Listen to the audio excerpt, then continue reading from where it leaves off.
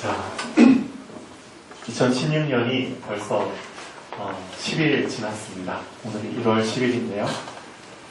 오늘 말씀의 제목은 그 원단 메시지 총 3강 중에서 1강을 좀 같이 붙잡는 시간이 되면 좋겠습니다. 1강 제목이 하나님의 목표입니다. 근데 먼저 우리가 알아야 될 부분이요. 목표를 붙잡기 전에 해야 될 게 있습니다.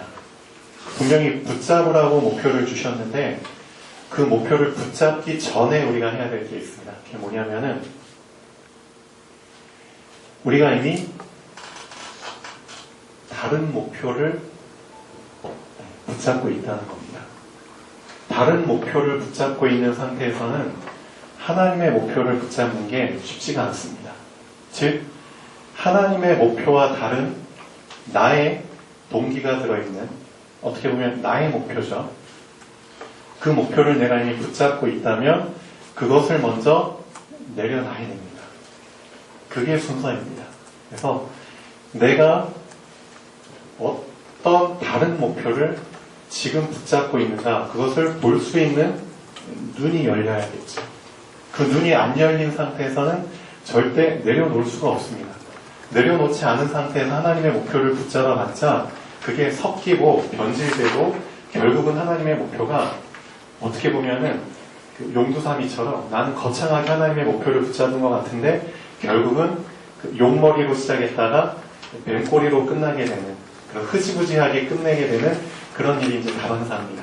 우리도 많이 경험을 하셨죠. 그래서 먼저 내가 하나님의 목표를 붙잡기 전에 어떤 목표를 내가 다른 목표를 지금 붙잡고 있는가, 그걸 먼저 봐야 된다는 거죠. 근데 그게 우리 잘못이 아닙니다.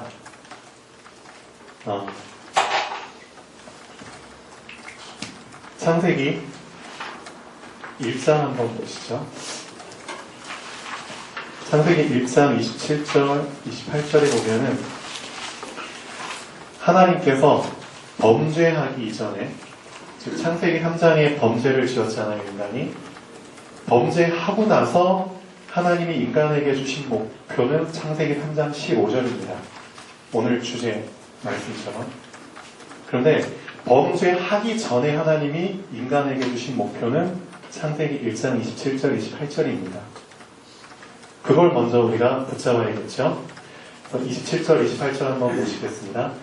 하나님이 자기 형상, 곧 하나님의 형상대로 사람을 창조하시되 남자와 여자를 창조하시고 우리를 만드셨죠. 하나님이 그들에게 복을 주시며 하나님이 그들에게 이르시되, 즉 목표를 주신 겁니다. 내가 너희를 만든 목표는 딴 게 아니다. 생육하고 번성하여 땅에 충만하라, 땅을 정복하라, 바다의 물고기와 하늘의 새와 땅에 움직이는 모든 생물을 다스리라 하십니다. 즉, 세 가지로 요약을 하면은 우선은 생육하라, 살아남아라. 그렇죠? 그 다음에 어떻게 해라? 넓게 퍼져라, 충만해라. 살아남으면 그 다음 주어진 사명은, 목표는 충만해지는 겁니다. 넓게. 그리고 나서 마지막의 목표는 정복해라. 이것도 순서입니다. 이 세 가지 목표를 주셨는데 참 잘 살고 있었죠. 그런데 이 하나님의 처음 목표를 무너뜨리고 하나님의 목표가 아닌 다른 목표를 붙잡도록 누군가 개입을 했다는 겁니다. 그게 창세기 3장의 사단이죠. 사단이 뱀을 통해 들어와가지고 전혀 다른 목표를 줍니다. 근데 그 전혀 다른 목표가 어떤 목표냐면은 우리는 그리스도가 필요할 수밖에 없는 존재인데 전혀 반대 개념의 그리스도를 붙잡도록 다른 목표를 줍니다. 즉 안티크라이스트, 적 그리스도를 붙잡을 수밖에 없도록 적 그리스도적인 시험을 줍니다. 그게 바로 선과 악을 알게 하는 열매를 먹게 하잖아요. 근데 그 선악과를 먹게 할 때 사단이 준 유혹을 통해서 하와가 느낀 게 있습니다. 어떤 걸 느꼈냐면은 세 가지를 느꼈다는 거죠. 그 참 절묘하게 잘 표현이 됩니다. 모세가 이런 표현을 썼죠. 하와가 그 열매를 바라봤는데, 즉 뱀을 통해서 유혹을 받고 그 유혹을 받은 상태에서 이제 혼미해진 거죠. 그리고 나서 열매를 바라봤는데 그 열매를 바라봤을 때 세 가지의 느낌이 들었다는 거죠. 그 세 가지가 바로 적그리스도적인 느낌입니다. 한번 보시죠. 창세기 3장 6절 한번 보시죠. 여자가 그 나무를 본즉, 자, 첫 번째 느낌입니다. 창세기 3장 6절. 먹음직도 하고, 두 번째 느낌, 보암직도 하고, 세 번째 느낌, 지혜롭게 할 만큼 탐스럽기도 한지라. 이 세 가지 느낌이 괜한 느낌이 아닙니다. 이 안에서 이미 사단은 다른 목표를 붙잡도록, 깊이 들어가면은 적그리스도적인 부분을 붙잡도록 이미 그 안에 집어넣은 겁니다. 그런 느낌을 받을 수밖에 없도록. 자, 먹음직하다 무슨 뜻이죠? 생명과 관련이 있다는 거죠. 먹어야지 사니까. 즉 하나님 안에서 우리가 생명이 주어지고 하나님을 붙잡아야지만 살 수 있는 존재인데, 하나님 말고 다른 목표를 붙잡아도 살 수 있다. 그런 느낌을 준 겁니다. 하나님 말고 사단이 제시한 다른 목표, 선악과를 먹어도 살 수 있다. 생명을 우리가 유지할 수 있다. 그런 뉘앙스를 풍겨준 겁니다. 두 번째, 보암직도 하고, 볼 수 있다는 것, 방향이죠. 나의 삶에 있어서, 인생에 있어서 방향.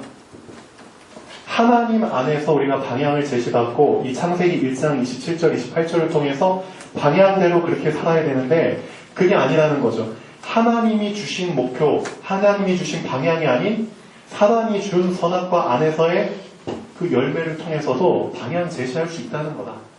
보암직도 하고 우리가 갈 방향이 보인다는 거죠. 그리고 지혜롭게 할 만큼 탐스럽기도 한지라.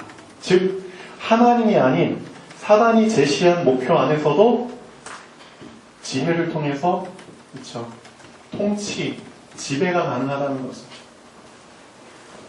참 엄청나게 무서운 유혹입니다. 이 세 가지가 합쳐서 적그리스도가 되는 겁니다. 우리의 생명을 주관해 주신, 우리의 생명을 주시고 그 생명을 유지해 주시기 위해서 하나님은 제사장이라는, 그렇죠, 제도를 허락을 해 주셨죠. 두 번째, 우리 인생의 방향을 설정해 주시고 인도하기 위해서 선지자라는 제도를 허락해 주셨죠. 또 우리 인간을, 그렇죠, 지배, 통치, 왕이라는 제도를 허락해 주셨죠. 이 세 가지 직분을 통합하는 의미가 그리스도입니다. 그런데 하나님이 주신, 그렇죠, 그 그리스도의 의미가 아닌 전혀 다른 사단이 준 목표 안에 나도 너에게 제사장 역할을 해줄 수 있다. 나도 너희한테 선지자 역할을 해줄 수 있다. 나도 너에게 왕 역할을 해줄 수 있다. 전혀 다른 적그리스도의 의미를 숨겨놓고 선악과의 유혹을 줍니다. 그러니까 그 느낌을 그대로 하와가 받을 수밖에 없죠. 그래서 정말 열매를 보니까 먹음직도 하고, 아하, 보암직도 하고, 지혜롭게 할 만큼 탐스럽기도 하다. 이것을 먹어버렸다는 거죠. 무슨 뜻이죠? 하나님의 원래 목표를 놔버리고 사단이 준 다른 목표를 붙잡아버린 겁니다. 먹은 그 순간 나는 이제 하나님의 길에 선 게 아니고 사단의 길에 서버린 겁니다. 그 길에 선 아담과 하와의 후손들입니다. 우리는. 그렇죠? 이미 태어날 때부터 다른 목표를 붙잡고 살 수밖에 없는 존재로 세팅이 돼버린 겁니다. 그렇게 살다가 하나님을 만나게 된 거죠. 그렇다면 우리 하나님의 목표를 그 즉시 붙잡을 수 있나요? 그게 아니라는 겁니다. 내가 하나님 없이 살아오면서 붙잡았던 엉뚱한 목표, 사단이 준 이 목표, 하나님 없이도 살 수 있다는, 하나님 안에서도 목표 세우고 실현 가능하다는 그 목표를 발견해야 된다는 겁니다. 그리고 그것을 내려놔야 된다는 겁니다. 그리고 나서 하나님의 목표를 붙잡아야 된다는 겁니다. 그게 순서죠. 맞죠? 그냥 하나님 목표 이렇게 2016년도에 딱 선포됐으니까 붙잡아라. 그렇게 한다고 붙잡을 수 있으면 얼마나 좋겠습니까? 그게 아니라는 거죠. 그래서 우선 우리한테 중요한 거는 내가 과연 이 목표를 붙잡기 이전에 내 안에 어떤 다른 게 엉뚱한 게 들어와 있는지를 먼저 봐야 된다는 겁니다. 그것을 내 스스로 발견하는 것은 참 쉽지 않습니다. 그렇기 때문에 하나님께서는 우리에게 참 좋은 제도 시스템을 허락해 주셨죠. 공동체라는 시스템을 허락해 주셨습니다. 이 안에서 서로 부대끼면서 나를 더 깊이 보게 되는 겁니다.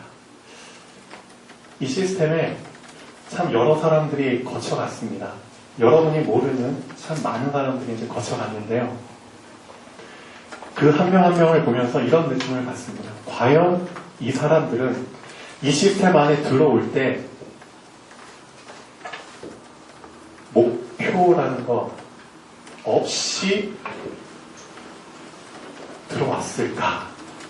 그런 궁금증을 참 많이 갖고 있습니다. 만약에 나만의 어떤 목표를 갖고 있는 상태에서 이 시스템에 들어왔다면 이 사람이 잘 이 시스템의 흐름을 탈 수 있을까? 인도를 잘 받을 수 있을까?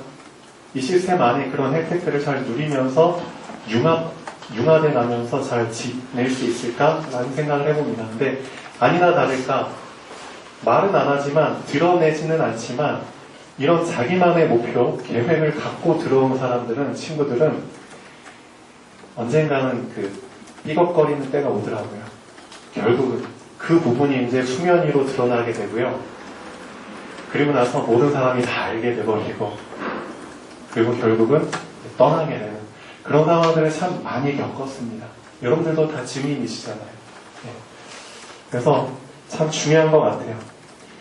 우리가 하나님 안에 들어오지만 우리의 목표를 가진 상태에서 하나님의 목표 안에 들어와 본들 결국은 또 삐걱거리게 된다는 거죠.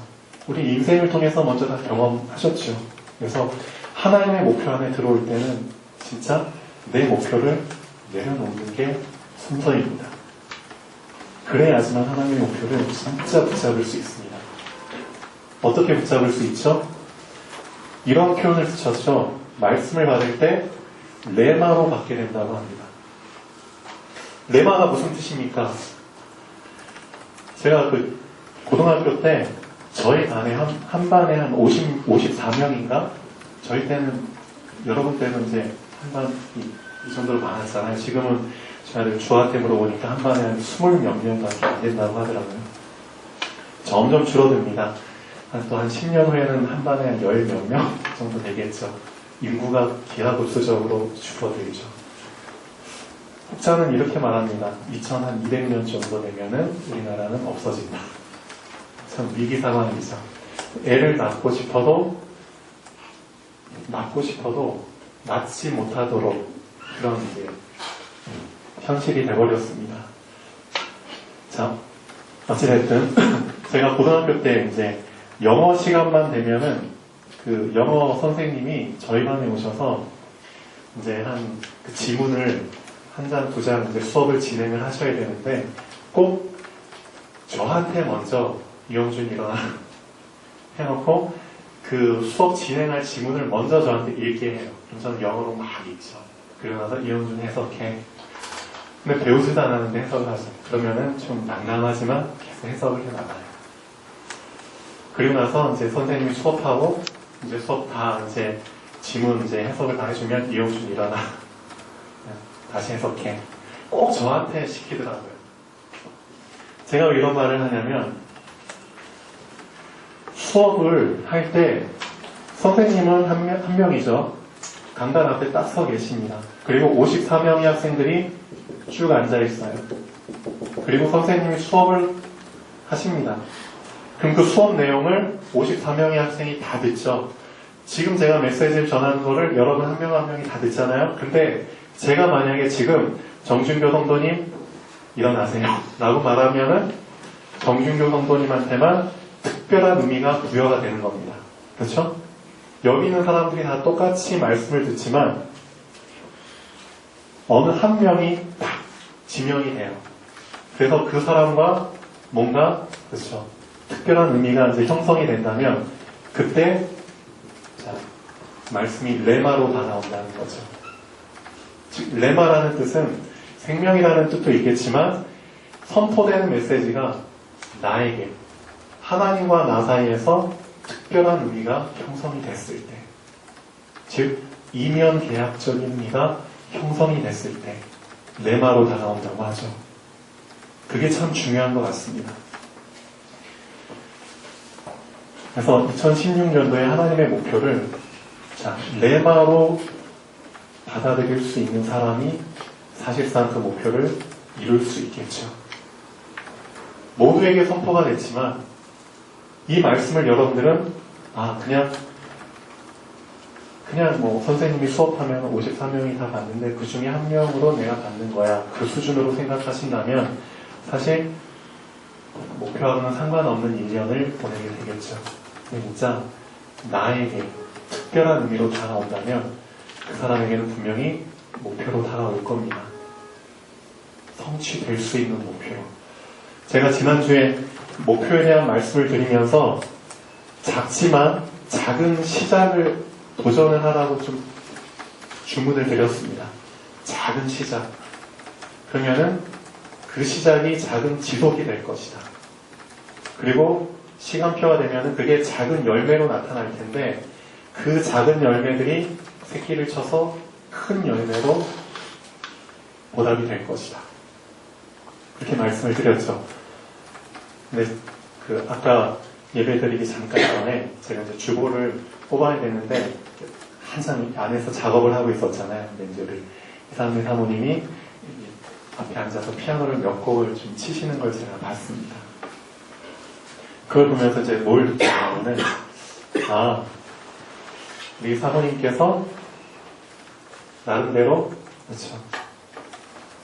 나만의 특별한 목표를 붙잡으셨구나. 네. 그리고 그 목표를 붙잡고 작은 시작을 하셨구나. 분명히 억지로 시작하는 게 아닌 진짜 그 이유를 붙잡고 그렇죠? 이유를 붙잡고 시작을 한다면 어떻게든 지속할 수 있는 그 틈을 만들어냅니다. 예. 시간이 안 돼서 기회가 안 돼서 나 못해. 절대 그런 핑계 안 된다는 거죠. 분명히 시작에 대한 목표를 확실히 붙잡은 사람은 어떻게든 기회를 만들어냅니다. 그 작은 기회들이 쌓여서 내 것이 된다는 거죠. 그렇죠? 어떻게 보면 잠깐 한 10분 정도 피아노를 치셨지만 저는 참 되게 기쁘게 바라봤습니다. 분명히 이런 기회들을 사모님이 계속 만들어 나가실 거고 시간이 지나면 아마 2017년도 좀 됐을 때는 엄청난 실력을 갖춘 반주자로 쓰임받고 있겠구나. 예, 그런 생각을 해봤습니다. 비단 사모님뿐만이 아니라 여러분들도 각각 그렇죠? 내가 지금 붙잡아야 될 작은 목표들 예. 그리고 나는 과연 일주일이 지났는데 시작을 했는가? 과연 내가 시작을 했는가? 특단의 시작이 반이라고 하잖아요. 전 그 말 진짜 의미 있게 생각합니다. 맞다. 시작이 반이다. 반 이상일 수도 있다. 진짜. 과연 나는 시작을 했는가? 그리고 시작을 했다면 작은 기회들을 놓치지 않고 지속을 만들어 나가고 있는가? 그래서 우리 채용 집사님과 충룡이 청년도 그 지난주에 아침에 되게 일어날 때 춥잖아요. 요즘 칼바람이 막 이렇게 바닷가 쪽이라서 해풍이 너무 셉니다. 근데 이제 제가 일어나서 출근할 때쯤에 같이 일어나가지고 바닷가 걸어서 저기 안목 강릉항까지 왔다 갔다 2번 정도 했다고 하더라고요. 그래 하고 있구나. 그런 부분들이 나중에는 열매로 다가온다는 거죠. 예. 잘은 모르지만 다 이제 그런 시작과 지속을 하고 계시겠죠. 네, 참 감사합니다. 그래서 시스템 안에 자, 저희 목사님과 사모님 가정이 들어오게 되셨습니다. 어떻게 보면은 시스템 안에. 근데 이제 목사님께서 들어오시기 전에, 이사 오시기 전에 저랑 대화를 하시면서 이런 말씀을 하셨죠. 제가 참 부족합니다. 근데 모든 것을 내려놓고, 모든 걸 내려놓고 이 시스템 안에 와서 인도받기를 원합니다. 라는 말씀을 주신 적이 있어요. 그 말씀을 제가 들었을 때 참 많은 생각이 들었습니다. 근데 이건 제 생각인데 말씀은 안 드렸죠. 근데 이제 오늘 말씀의 주제와 관련이 있기 때문에 잠깐 말씀을 드리는 겁니다. 이분은 목사라는 타이틀을 갖고 계신 분인데, 그래서 제가 여러 목사님들을 만나봤기 때문에 알거든요. 이 목사라는 타이틀이 이미 정체성이 돼버린 사람이 과연 모든 걸 다 내려놓는다는 게 가능할까?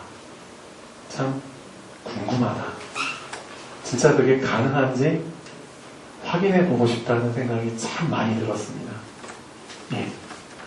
그리고 이제 목사님께서 딱 이사 오시고 나서 제가 이제 메시지 때 이런 말씀을 또 드렸죠. 본인의 결단이 이제는 실전의 상황이 돼버렸습니다. 실제 상황이 돼버렸습니다. 그 실제 상황 속에서 본인의 결단이 정말 결단 그대로 지속이 되는지, 아니면은 좀 우스갯소리로 내가 뱉은 말 내가 다시 삼켜야 되는지, 보류해야 되는지, 그것을 확인할 수 있는 실제 상황이 돼버린 거죠. 그런 상황 속에 지금 벌써 2달 가까이 지나고 있습니다. 모든 것을 내려놨다는 것. 사실 이게 당연한 시작이라고 저는 생각합니다. 당연한 시작이지만 가장 힘든 시작이라는 거죠. 네. 근데 이 부분을, 초심을 진짜 놓치지만 않는다면 분명히 하나님께서는, 그렇죠, 시간이 지나면 거기에 걸맞게 자신의 역할과 또 그 역할로 인해서 일어날 열매를 다 계획하고 계시겠죠. 하나님의 목표 속에 다 들어있습니다. 그래서 하나님은 이 온 세상의 식주인이시잖아요. 사실 식주인의 마음을 알려면은 식주인이 돼보면 가장 빨리 알 수 있습니다. 그래서 제가 여러분들한테 가끔씩 드리는 말씀 중에 정말 식주인의 그 역할을 해보면은 식솔의 역할을 하는 사람들보다는 조금 더 그리스도를 깊이, 넓게, 길게, 높게 알아갈 수 있다. 그게 식주인에게 주어진 가장 큰 은혜다라고 제가 말씀을 드립니다. 더 힘들죠. 전체를 봐야 되고 그 전체 안에 있는 일부들을 다 봐야 되기 때문에.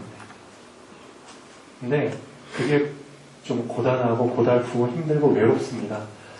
그렇지만 그 사람한테는 이 온 세상의 식주인 되신 하나님을 더 깊이 알 수 있는 은혜를 주십니다. 하나님과 더 가까워질 수 있는, 그게 참 감사하다는 거죠.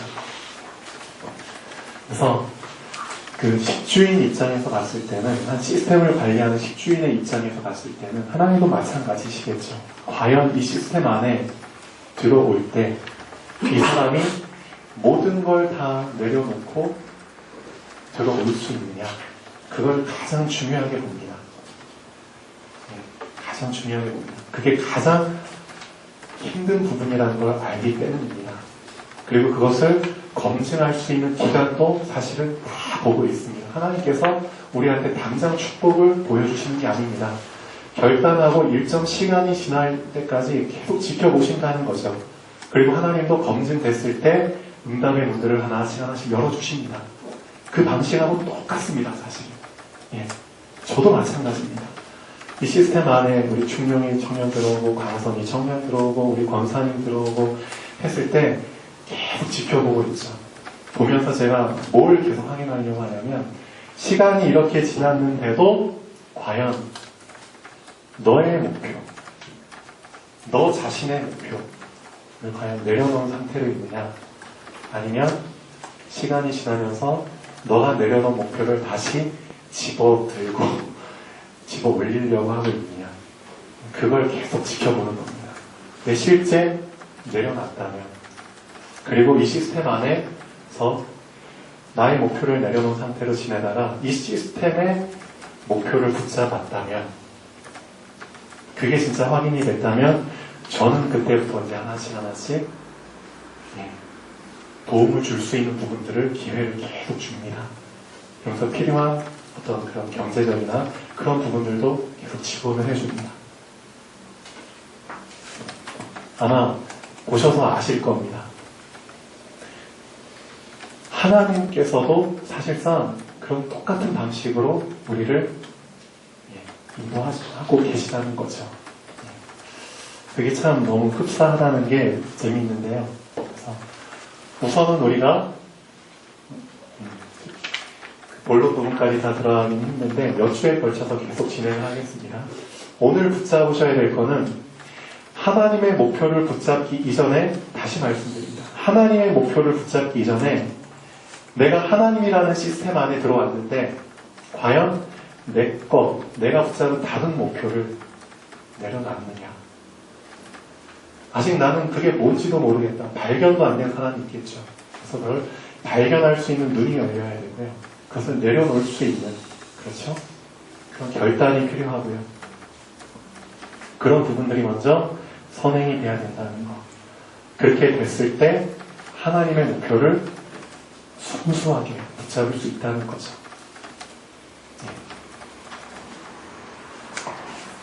자, 그 부분을 한번 잘 생각해 보시면 좋겠습니다. 본론 한번 보시죠. 자, 본론 보기 전에 서론 1, 2, 3강이 그런 순서로 지금 말씀이 진행됩니다. 하나님의 목표를 붙잡게 될 때, 그렇죠? 그때 비로소 나의 목표가 발견이 되고 주어지는 겁니다. 다른 목표가 아닌 하나님의 목표 안에서의 나의 목표. 내가 시스템 안에 들어왔는데 이 안에서 내가 진짜 시스템의 목표를 붙잡고 나서 그 안에서 내가 할 목표가 그때 이제 발견이 된다는 거죠. 그게 순서입니다.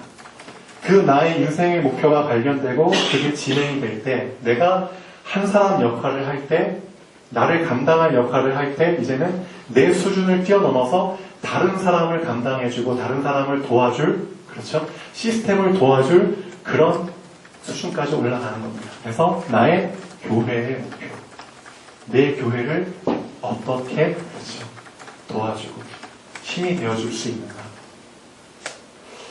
이 순서대로 해야지만 무너지지 않습니다. 그 순서로 용사님이 원단 메시지를 이렇게 진행하셨죠. 본론 보겠습니다. 하나님의 목표. 이 목표가 나의 절대 목표가 되려면, 절대라는 말을 붙였습니다. 잘 생각해 보십시오. 하나님의 목표 안에 있는 사람은 응답 받을 수밖에 없다.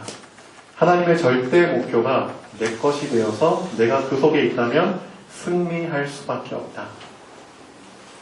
자, 하나님의 목표가 세 가지로 나타나 있습니다.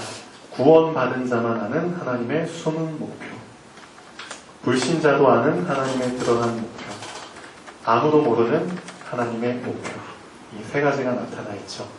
자, 그런데 구원받은 자만 아는 하나님의 숨은 목표라고 했습니다. 누구만 알 수 있냐면 구원받은 자만 알 수 있다고 분명히 얘기를 하고 있습니다. 그렇다면 우리가 구원에 대해서 조금 더 깊이 알고 있어야 된다는 거죠. 그냥 단순히 내가 예수 믿고 구원받았어, 그런 수준으로 생각하는 사람은 절대 하나님의 숨은 목표를 발견할 수 없습니다. 구원받았다는 의미 안에는 뭐가 포함되냐면요, 이게 포함이 됩니다. 내 것은 내려놓고, 그렇죠? 내가 살던 방식 다 내려놓고 하나님 것을 약간 좀, 그렇죠? 예수가 그리스도라는, 즉 우리 인생의 문제를 해결해 주셨다는, 왕 되시고 제사장 되시고 선지자 되셨다는 거기에 대한 믿음, 그렇죠? 믿음이 꼭 있어야 됩니다. 근데 이것만 있으면 안 됩니다. 회개를 동반한 믿음이 있어야 됩니다. 회개. 회개가 없는 믿음으로 구원을 생각을 해버리니까 사실 인생에 변화가 없는 겁니다. 내 삶 전혀 변하지 않은 상태에서 신앙생활하는 사람이 많죠. 그렇죠? 내가 변화가 없어요. 구원은 받았겠지만 회개를 동반한 믿음이 아닌 거죠. 회개의 뜻 알고 계시죠? 내가 잘못된 길을 가고 있다는 것을 인식하고 방향을 바꾸는 게 회개입니다. 그렇죠? 나의 목표를 정해서 가고 있었는데 그 목표가 잘못된 것을 인정하고 방향을 바꾸는 게 회개입니다. 즉, 내 인생에 그렇죠? 그리스도라는 새로운 목표가 딱 제시가 됐습니다. 그러면 그 목표를 붙잡고 그대로 살기 위해서 회개를 하고 거기에 대한 믿음을 드리는 게 구원입니다. 그렇죠? 그래서 구원이라는 의미 안에는 회개를 동반한 믿음, 두 가지가 같이 갖춰져 줘야지만 변화되는 삶을 살 수 있겠죠. 네. 그래서 구원의 의미를 아는 자만, 그렇죠? 구원받은 자, 즉 구원의 의미를 제대로 알고 있는 자만이 알 수 있는 하나님의 숨은 목표, 그런 뜻입니다. 구원에 대해서 좀 더 생각을 해보면 좋겠죠. 이 구원의 의미를 제대로 알고 있는 사람만이 사실상 하나님의 말씀을 레마로 받을 수 있습니다. 맞죠? 회개를 동반한 믿음을 붙잡고 있는 자, 즉 하나님께 내가 순종하겠다, 그 중심으로 구원받은 자, 이 사람이 사실은 하나님의 말씀을 레마로 받을 수 있습니다. 맞죠? 생명, 그냥 말씀 줘도 되고 안 줘도 되고 그런 수준의 게 아니라 진짜 나에게 주시는 특별한 의미의 말씀으로. 그럼 그 말씀을 레마로 받은 사람은 말씀 붙잡고 분명히 변화되는 삶을 살게 됩니다. 변화를 위해서 뭔가를 실천할 수 있는, 실행에 옮길 수 있는 뭔가를 목표를 세우게 된다는 거죠. 자, 그래서 오늘은 여기까지만 하겠습니다. 기도하겠습니다. 살아계신 하나님 아버지, 정말 감사합니다.